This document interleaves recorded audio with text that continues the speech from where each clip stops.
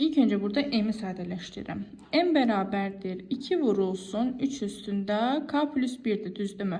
Mən burada k plus 1'i yaza bilərəm. 2 vurulsun 3 üstündə k vurulsun 3 üstündə 1 kimi. Çünki əsaslar eynisə üstlər toplanılır. N'i də parçalayıram. 12 necə yazıram? 4 vurulsun 3 kimi yazıram, düzdürmü? 10 üstü k, 4'ü yazıram 2 üstü 2 kimi. 2 üstü 2, k'cı qüvvəti yüksəldə nə olur? 2 üstü k olur. Düzdürmü? Vurulsun 3 üstü k olur. Deməli, bunların əbubunu verib. Əbubu nədir bəs? Hər ikisində eyni olanları seçməliyik. Hər ikisində məsəl üçün mən 3 üstü k-nı görürəm. Bir də 2'ni görürəm eyni olan. Nəyə bərabərdir? 162'ye bərabərdir.